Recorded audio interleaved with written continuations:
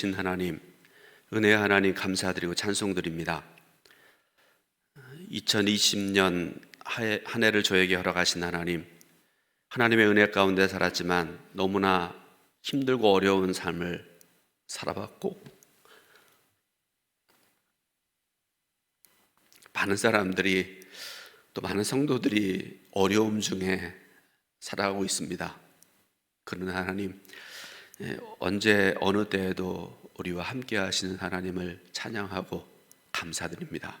고통 중에도 나와 함께 하시는 하나님을 인해서 우리가 이겨낼 수 있도록, 승리할 수 있도록 믿음과 지혜와 능력을 주신 하나님을 찬양합니다. 이 시간도 말씀 주실 때에 하나님 말씀을 통해서 힘을 얻게 하시고 은혜 받게 하옵소서. 예수 그리스도의 이름으로 기도드립니다. 아멘. 인디안들이 아들에게 베푸는 성인식을 한다고 그러는데요. 소년이 13살이 가까워지면 아버지는 아들에게 사냥하는 법을 가르치고, 그 다음에 정찰하는 방법, 그 다음에 칼과 화살을 쏘는 방법, 낚시하는 방법을 가르치고, 그런 다음에 13번째 생일날 밤에 그 아들을 깊은 숲속으로 데리고 가서 그 아들을 홀로 한밤중에 내버려 둔답니다. 이제까지 소년은 부모와 가족을 떠나본 적이 없는 아이입니다. 그러나 그 밤에 아버지는 이제 날이 어두워지면요, 아들의 그 눈을 가린대요. 앞을 보지 못하게 가려놓고 숲속 아주 깊고 먼 곳으로 아들을 데리고 갑니다. 소년은 의도적으로 그 밤에 홀로 버려지게 되고요, 기나긴 공포의 밤을 홀로 지새워야 됩니다. 좀 너무나 무섭고도 두려운 밤입니다. 행여나 동물이 울부짖는 소리가 들리면 금방이라도 늑대가 달려나와서 자기를 해칠 것 같은 그런 긴장을 느끼며 몸을 도사리게 됩니다. 바람이 불어서 나뭇가지가 스치기만 해도 깜짝깜짝 놀라고요, 내게 무슨 일이 일어나지 않을까 두려워하고 노심초사하면서 그 밤을 지새게 되는데, 그야말로 우리가 흔히 하는 말 중에 일각이여삼추라는 말이 있잖아요. 일각이여삼추라는 말이 중국 고사에서 나온 말인데요, 이 말의 그 의미가 그렇다고 그래요. 중국 사람들은 24시간 하루를 100각으로 나누어서 이렇게 지낸다고 그러는데, 그 중에서 한 각이니까 여러분 얼마나 짧은 시간이겠어요? 굉장히 짧은 시간이죠. 그런데 그 짧은 시간이 여삼추와 같다 이렇게 말씀하는데, 여삼추라는 말은 3번 가을이 지나간 것 같다라는 그런 말인데요, 3년이 지난 것 같다는 그런 말입니다. 그러니까 이 13세 소년에게 있어서 이 한밤, 아마 한 11시부터 그 다음날 새벽 5시 정도 우리가 생각을 해보면 될 텐데, 영원히 끝나지 않을 것 같았던 그 몇 시간이 지난 후에 이 아이는 숲속에서 한 줄기의 빛이 비쳐나는 그런 모습을 발견하게 됩니다. 그래서 사방을 둘러보면서 안심하게 되는데요, 주위를 돌아보는데 이 어린아이가 하나 발견하게 되는 것이 있습니다. 불과 자신과 몇 미터 떨어지지 않은 곳에서 활과 화살을 들고 서 있는 한 남자를 발견하게 된 거예요. 누굴까요? 그 소년의 아버지입니다. 아버지는 거기에서 아들과 함께 밤을 지새웠습니다. 소년은 혼자가 아니었죠. 생각만 해도 든든한 아버지가 그 두려워하는 아들과 불과 몇 미터 떨어지지 않은 곳에서 함께 밤을 세웠다는 그런 말씀이죠. 오늘 우리가 이제 2020년 경자년, 우리가 잘 안 쓰는 말인데 경자년 마지막 주일 예배를 드리고 있습니다. 우리가 한 해를 마무리하면서 흔히 쓰는 말, 다사다난한 한 해였다. 그렇죠? 이 말이 정말로 실감이 나는 그런 한 해입니다. 그런데 여러분, 다사다난한 한 해였다라는 말 우리가 쓰는 게 합당하지 않죠. 그건 과거형인데요, 지금도 여러분 다사다난이 계속 되어지고 있지 않습니까?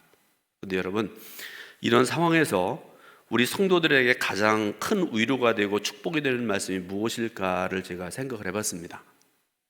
세상 사람들은 한 해가 이렇게 마무리되고 새로운 한 해가 또 시작되고 그러면 많은 인사들을 할 때 돈 많이 버세요, 부자 되세요, 그런 말을 합니다. 근데 여러분, 그게 위로가 되십니까? 그런 건 아닐 것 같습니다. 무엇을 성도들에게 위로가 되는 말씀이고 힘이 되는 말씀이 될까, 그런 생각을 해봤는데요. 성경을 보다가 오늘 본문의 말씀을 우리가 보게 되는데요. 그리고 여호와 삼마라는 말씀이 마음에 확 와닿게 되었습니다. 그래서 저는 이 시간에 여호와 삼마의 말씀이 주어지게 된 배경을 여러분들에게 말씀드리고요. 이 말씀이 당시 이스라엘 백성들에게, 그리고 오늘날 코로나19라는 엄청난 상황을 겪고 있는 우리 성도들에게 어떤 위로가 될 것인지에 대해서 말씀을 드리려고 합니다. 에스겔서인데요. 이 에스겔서는 전체가 48장으로 이루어진 예언서죠. 그리고 예언서 중에서 대예언서로 분류되는 그런 책입니다. 그런데 이 에스겔서가 크게 두 부분으로 이렇게 나누어지게 되는데요. 잘 들으시면 좋을 것 같아요. 성경을 이해하는 데 도움이 될 텐데요. 1장부터 32장까지 말씀을 보게 되면요, 여호와께서 거기에 계시지 않았다, 이게 1장부터 32장까지의 주제입니다. 성경에 그런 말씀은 없어요. 그렇지만 적어도 당시에 이스라엘 백성들은 그렇게 느끼고 살아가고 있었습니다. 그리고 33장부터 48장까지의 주제는 여호와께서 거기 계시다라는 것이 후반기의 주제입니다. 자, 1장부터 32장까지 말씀 아까 말씀드렸는데요. 이스라엘, 특히 예루살렘 성의 심판 과정을 그리고 있는 그런 말씀인데, 그리고 그 결정적인 메시지가 33장 21절인데요. 우리가 사로잡힌 지 12째 해 10째 달 5째 날에 예루살렘에서 도망하여 온 자가 내게 나와 말하기를 그 성이 함락되었다 하였는데, 이렇게 말씀하고 있습니다. 당시 이스라엘 백성들의 생각은요, 하나님께서 이 예루살렘 성에 계신다, 그리고 예루살렘 성의 중심은 바로 성전인데 하나님은 그 성전에 계시고, 그리고 우리의 예배를 받으시고 구약의 제사죠, 그리고 우리와 만나주신 하나님 약속대로, 그리고 그렇기 때문에 우리의 삶은 안전하다라는 생각을 가지고 살아가고 있었습니다. 그런데 결과적으로 어떻게 됐습니까? 예루살렘 성이 함락되었습니다. 백성들은요, 자신들의 죄를 회개할 생각을 하지 아니하고 핑계대기에 급급한 그런 삶을 살아왔습니다. 그 다음에 33장부터 48장 말씀은 주제가 여호와는 거기 계시다라는 그런 말씀을 드렸잖아요. 그 말씀에 대해서 36장 33절의 말씀을 제가 읽어드립니다. 주 여호와께서 이같이 말씀하셨느니라. 내가 너희를 모든 죄악에서 정결하게 하는 날이 성읍들의 사람들이 정결하게 하는 날이 성읍들의 사람이 거주하게 하며 황폐한 것이 건축되게 할 것인즉, 이렇게 말씀을 하고 계십니다. 에스겔서의 후반부는요, 여기에서 벗어나지는 않습니다. 성읍에 사람이 거주하게 될 것이다 라는 그런 말씀이고요, 황폐한 것들이 건축하게 될 것이다 라는 그런 말씀인데, 전제되는 말씀이 분명히 있습니다. 무슨 말씀인가 하면 이스라엘이 죄악에서 벗어나 정결하게 되는 날, 이렇게 말씀을 하세요. 회복된 예루살렘 성에 하나님께서 충만하게 거하실 때에 우리는 그 성 이름을 여호와 삼마라 부르게 될 것이다, 이렇게 말씀을 하세요. 여러분, 삼마라는 말씀은요, 거기에 계시다라는 뜻입니다. 그리고 성의 이름을 그렇게 지으신 하나님께서 당신의 이름이 또한 바로 거기에 계신 하나님이라고 이렇게 말씀을 하십니다. 그러면 이 하나님의 이름이 시사하시는 하나님은 어떤 하나님이신가? 오늘 여러분들에게 이제 결론적으로 세 가지를 말씀드리는데, 첫 번째로 그는 과거에도 거기 계시는 하나님이셨다라는 말씀입니다. 이스라엘 백성들이 경험한 가장 어두웠던 과거가 있었습니다. 여러분들 한번 예배드리면서 자신의 과거, 내가 40년을 살아왔고 60년을 살아왔고 80년을 살아왔고 내 인생에 있어서 가장 어두웠던 시기가 어느 때였는가 한번 스스로 생각을 해보세요. 말 안 하셔도 좋습니다. 생각나시죠? 이때는 참 어려웠는데. 있지요. 나라에도 그렇습니다. 이스라엘에게 있어서 가장 어두웠던 과거를 두 가지를 생각을 해본다면, 하나는 애굽에서의 40년 종살이, 또 하나는 바벨론에서의 70년 포로 생활이랄 것입니다. 그리고 그 중에서 오늘 본문의 배경은 바벨론에서의 포로 생활입니다. 그런데 여러분, 포로 생활이 하루 이틀도 아니라 70년 노예 생활을 했어요. 꿈에서라도 경험해보고 싶지 않은 고통을 경험한 이스라엘 백성들, 하나님의 은혜를 경험하고 그들이 풀려나고 난 다음에 자유의 몸이 되었을 때 그 감격을 노래하는 말씀이 나오는데요, 시편 126편 1절 2절에 이렇게 말씀을 하십니다. 여호와께서 시온의 포로를 돌려보내실 때에 우리는 꿈꾸는 것 같았도다. 그때 우리 입에는 웃음이 가득하고 우리 혀에는 찬양이 찼었도다. 그때 문나라 가운데에서 말하기를 여호와께서 우리를 위하여 큰 일을 행하셨도다. 이렇게 고백을 합니다. 바벨론 70년 포로 생활은 이스라엘 백성들에게 있어서는 수치스러운 기억임에 틀림이 없습니다. 백성들은 나라가 망하고 이방 나라의 포로로 잡혀가서 고통을 당하면서 바벨론 강가에 나와 울며 노래 불렀다고 하는데, 그 내용이 무엇이었습니까? 여러분, 이들이 처음에는요 회개하지 않았습니다. 하나님의 언약이 있고 우리들도 예루살렘 성전과 성전 중심으로 한 율법을 지키며 살아왔고 성전 제사를 잘 행하며 살아왔는데, 나라가 망하고 포로 끌려와서 고통을 당하는 이 상황이 무엇입니까 하면서 하나님 앞에 백성들은 오히려 항의했다는 그런 말씀입니다. 그런데 여러분, 분명한 사실은요, 그 당시의 상황 속에서도 하나님은 분명히 백성들과 함께 계셨습니다. 타락하고 위선되고 회개할 줄 모르면서 하나님의 백성인 양 살아가는 백성들이 회개할 수 있도록 기다리시는 하나님이셨습니다. 그리고 회개해서 자신의 죄를 돌이켰을 때 예루살렘으로 돌아오게 하셨는데요, 앞에서 말씀드렸던 바와 같이 꿈꾸는 것 같은 기쁨을 누리게 하셨고요, 찬양을 부르게 하시는 하나님이신 줄 믿으시길 바랍니다. 사랑하는 여러분, 하나님은요 우리 인생의 가장 어두운 밤에도, 우리가 때는 줄을 몰랐을 때에도, 죄의 포로가 되어서 신음하고 아파할 때에도 나와 함께 하신 하나님이심을 믿으시길 바랍니다. 그리고 우리에게 구원을 이루어시는 참 좋으신 저와 여러분들의 하나님이십니다. 그래서 그 이름이 여호와 삼마, 나와 함께 하신 하나님이시니라는 걸 분명히 믿으시길 바랍니다. 두 번째로, 그는 현재에도 여기 계신 하나님이십니다. 자, 구원의 사건이 그리스도인들이 경험한 가장 위대한 사건임에 틀림이 없어요. 그죠? 우리가 신앙으로 살아가는 사람들인데, 내가 예수 믿고 구원받은 그 사건이라는 거는요 정말 상상할 수 없는 은혜와 축복이고 그렇습니다. 그런데 또 한 가지 분명한 사실은 그것이 신앙의 여정의 마지막은 아니라는 것입니다. 오히려 구원은 신앙 여정의 진지한 시작점일 뿐이다라는 것을 여러분 분명히 아셔야 됩니다. 그런데 성경은 우리 신앙의 여정에서도 여전히 세상 사람들이 경험하는 고난의 위험이 우리를 기다리고 있다 가르치고 계십니다. 그래서 우리는 종종 이처럼 오늘 같은 코로나19 같은 이런 정말 엄청난 고난에 직면할 때마다 이런 질문들을 하잖아요. 하나님, 도대체 어디에 계십니까? 여러분, 그런 질문 안 해보셨습니까? 그런데 여러분, 이렇게 푸념하다가 하나님의 도우심으로 고난의 언덕을 넘어섰을 때 또 우리가 공통적으로 주님께 고백하는 고백이 있어요. 예를 제가 두 군데 들어보겠습니다. 구약의 예를 한번 들어보는데요, 창세기 28장에 나오는 얘기입니다. 야곱이 에서의 분노를 피해서 하란으로 도망을 칩니다. 정말 강대상에서 이런 말씀 쓰기에 죄송하지만 여러분, 정확하게 표현하기 위해서 정말 꼬리가 빠져라 도망간다, 우리 그렇게 얘기하잖아요. 그렇게 도망을 쳤습니다.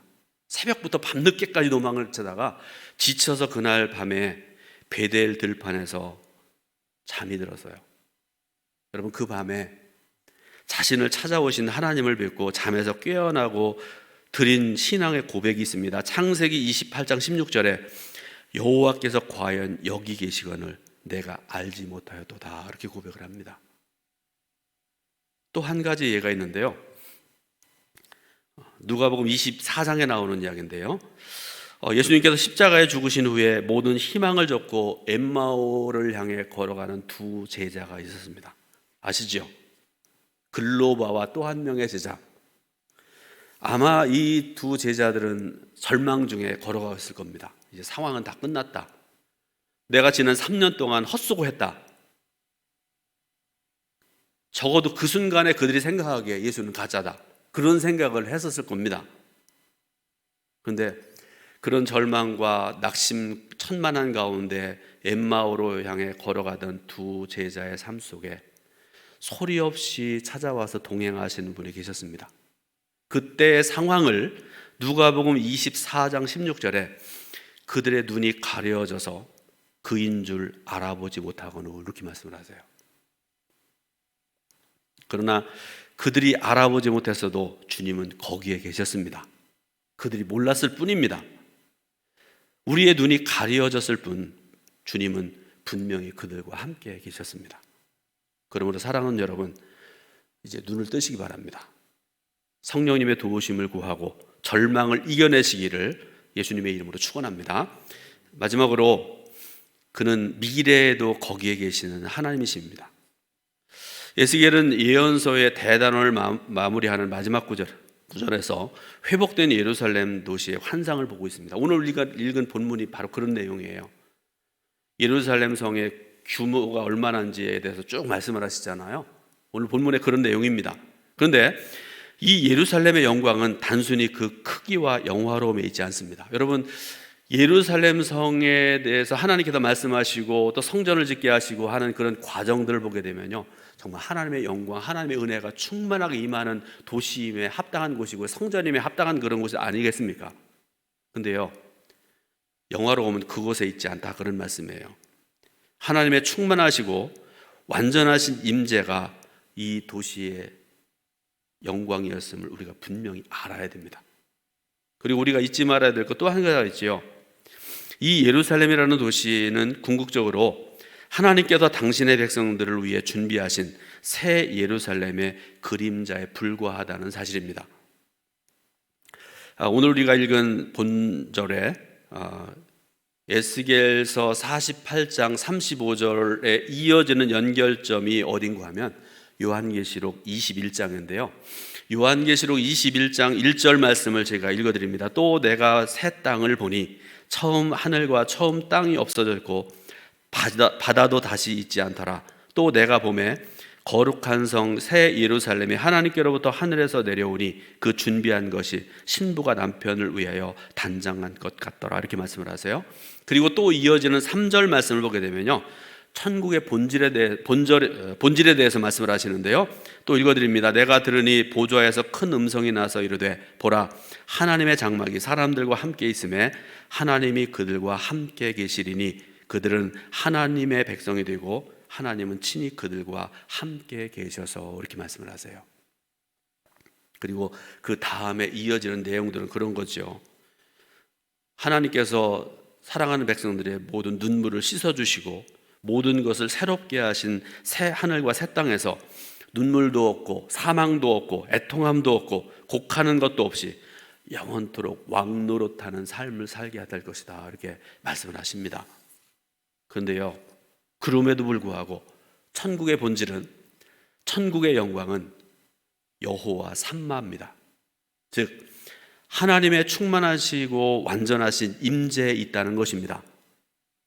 주께서 우리 모두를 위해서 이런 천국을 준비하시고 우리를 기다리신다고 그러면 여러분, 2020년 현재 이 고통, 이 아픔, 이 어려움이 아무리 힘들고 어려워도 우리가 감사하며 살아갈 이유가 되지 않겠습니까?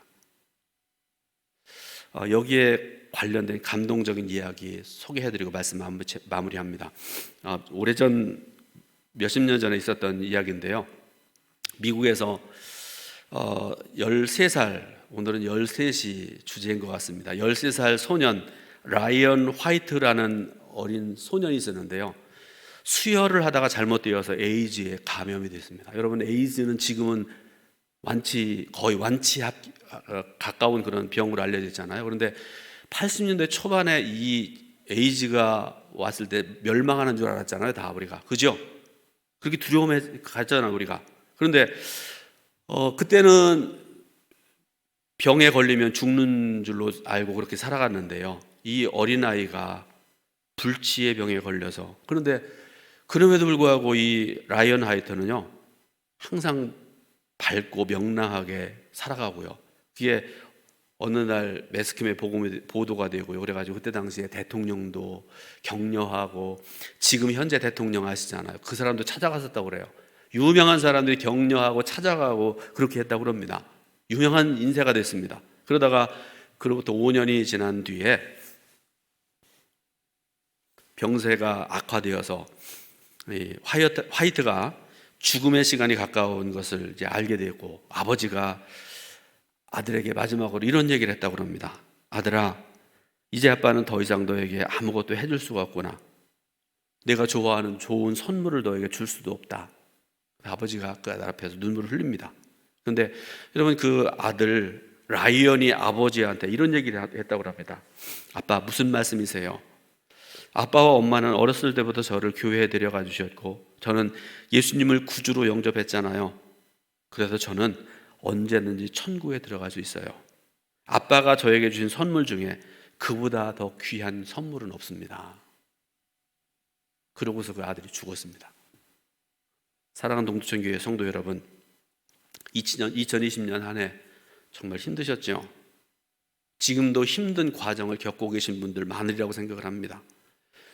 오늘 말씀을 전하는 저도 여러분도 아시지만 죽을 고비를 넘겼고 목회를 못할 것 같은 그런 고비를 넘겼습니다. 그런데 여러분, 분명한 사실은 아무리 힘들고 쓰러질 것 같은 상황이라 할지라도 우리가 반드시 기억해야 될 것 한 가지가 있습니다. 하나님은 과거에도 현재에도 그리고 미래에도 언제나 거기에 계시는 하나님이시라는 사실입니다. 나와 함께 하시는 하나님이십니다. 그 하나님을 믿으시고 이 어려움을 이겨내는 저와 여러분들의 삶이 되시기를 주님의 이름으로 축원합니다. 기도하겠습니다. 하나님 감사드립니다. 마지막 주일, 2020년 한 해를 마무리하는 마지막 주일 예배를 드리면서 말씀을 전하고 들었습니다. 언제나 우리와 함께 하신 하나님을 찬양합니다. 고난 중에도 기쁠 때에도 함께 하신 하나님을 찬양합니다. 그 하나님을 인해서 우리가 승리하고 찬양하고 감사하고 영광 돌리는 복된 삶을 살아갈 수 있도록 은총 베풀어 주옵소서. 예수님의 이름으로 기도드립니다. 아멘.